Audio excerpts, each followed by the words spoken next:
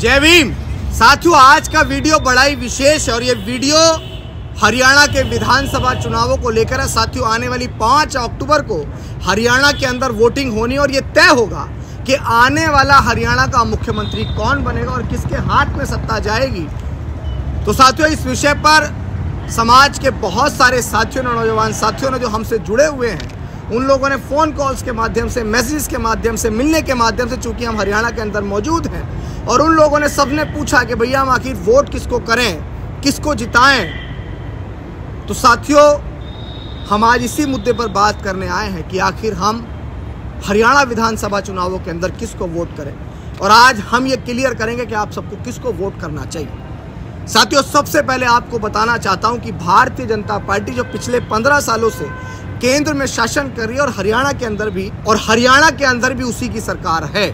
और साथियों, देश के अलग अलग हिस्सों में भाजपा की सरकार है और इसमें शोषितों, वंचितों, पीड़ितों का कितना दमन हुआ है, किसानों का कितना दमन हुआ, ये बात किसी से छुपी नहीं है। तो ये बात तो मुझे कहने की आवश्यकता ही नहीं है कि आप भारतीय जनता पार्टी को वोट दीजिएगा। भारतीय जनता पार्टी को वोट देने का मतलब है अपने गले में फांसी का फंदा तैयार कर लेना और अपने आप को खुदकुशी के हवाले कर देना। साथियों, दूसरी ओर कांग्रेस पार्टी की बात आती है। वो कांग्रेस पार्टी जिसने डॉक्टर बाबा साहेब अम्बेडकर को जीते जी सम्मान नहीं दिया, जिसने डॉक्टर बाबा साहेब अम्बेडकर को मरणोपरांत सम्मान नहीं दिया।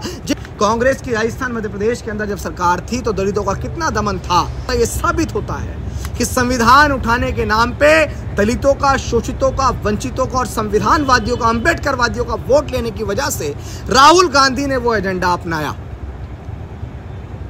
साथियों, बाबा साहेब अम्बेडकर एक थॉट कहते थे, कॉट कहते थे। वो कहते थे कि मेरे जीते जी तो छोड़ो, मेरे मरने के बाद भी कांग्रेस का एक चवन्नी तक का मेंबर आप मत बनिएगा। अपने वोट की रक्षा आपको ऐसे करनी है।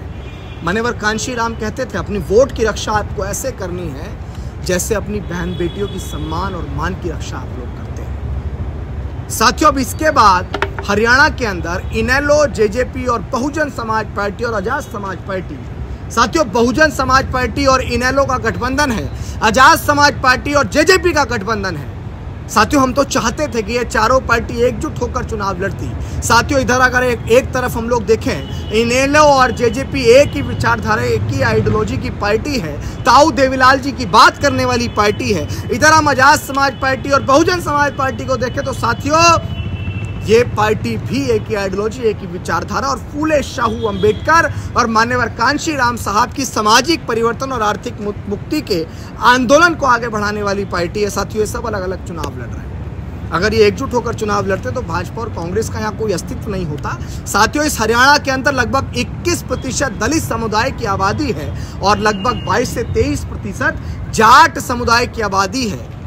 जो बहुजन समाज है उसकी आबादी इस हरियाणा के अंदर बहुत ज़्यादा है, लेकिन आज तक इस हरियाणा के अंदर शोषितों, वंचितों और डॉक्टर बाबा साहेब अम्बेडकर की पार्टियों की सरकार नहीं बनी। तो साथियों, अब हम ये फैसला करते हैं। जो साथी हमसे पूछते हैं, मेरा व्यक्तिगत मत है और समाज हित में ये इसलिए ज़रूरी है क्योंकि वर्तमान समय में दुश्मन ये साजिश कर रहा है कि फूले शाहू अम्बेडकर के नाम पर जो राजनीति होती है, जो शोषितों, वंचितों, पीड़ितों को उन्नति और प्रगति के लिए इस देश में राजनीति होती है, उस राजनीति को नस्ते नाबूद किया जाए, उस राजनीति का पतन किया जाए। और साथियों, वो राजनीति चलती है बहुजन समाज पार्टी के नाम से और वर्तमान समय में अब धीरे धीरे आजाद समाज पार्टी के नाम से भी वो बढ़ रही है। मैं बार बार यही कहूँगा कि हम चाहते थे कि ये पार्टियां एकजुट होकर चुनाव लड़ें, क्योंकि अब एकजुट करने का समय नहीं है, इनसे वार्ता करने का समय नहीं है। 5 अक्टूबर को वोटिंग होनी है। 5 अक्टूबर को समाज अपना वोट डालेगा और ये तय करेगा कि हरियाणा के अंदर हम लोग किसको वोट दें। साथियों, एक और हम कहते हैं कि अरे बसपा को या आसपा को वोट देंगे तो गड्ढे में वोट जाएगा, लेकिन अगर आप भाजपा या कांग्रेस को वोट देंगे तो आपके लिए मौत का विषय होगा, आपके लिए मरने का विषय होगा, क्योंकि वो पार्टियां कभी आपका सम्मान नहीं कर सकती, वो पार्टियां कभी आपको अधिकार नहीं दे सकती। तो साथियों, अब आपको किन पार्टियों को वोट करना है, बड़े ध्यान से आप इस बात को सुनिएगा कि आपको हरियाणा के विधानसभा चुनावों के अंदर किन पार्टियों को वोट करना है। साथियों, क्लियर कट ये कहना है कि जहां बहुजन समाज पार्टी का कैंडिडेट मजबूत हो, जो मेहनत का ईमानदार कैंडिडेट हो, उसको मजबूत करके उसको वोट देकर हरियाणा की विधानसभा के अंदर भेजिएगा।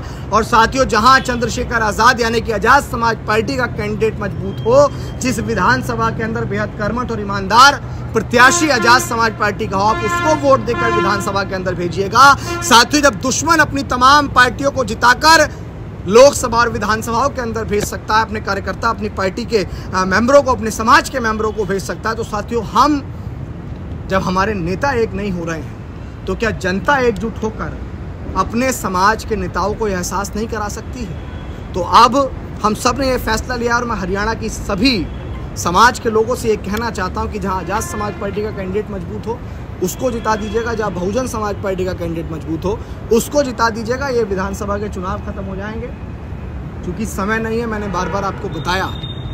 तो मैं उम्मीद करता हूं कि मेरे द्वारा कही गई इन बातों को आप समझ गए होंगे। भाजपा कांग्रेस को वोट मत डालिएगा, क्योंकि अपना वोट अगर अपनों के पास आएगा तो आपने एक कहावत सुनी होगी कि अपना मारे तो छांव में और दूसरा मारे तो धूप में।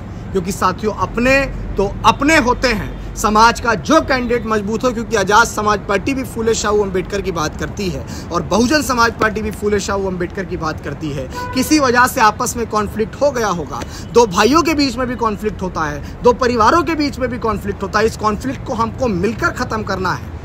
तो साथियों, जहां बहुजन समाज पार्टी का कैंडिडेट मजबूत हो उसको जिता के हरियाणा विधानसभा के अंदर भेजना, जहां आजाद समाज पार्टी का कैंडिडेट मजबूत हो उसको जिताकर विधानसभा के अंदर भेजना और पूरे देश को बताना कि फूले शाहू अम्बेडकर और मान्यवर कांशी राम साहब के नाम पर जो लोग राजनीति करते हैं, जो उनके आइडियोलॉजी को आगे बढ़ाने का काम करते हैं, वो कहीं भी कमज़ोर नहीं।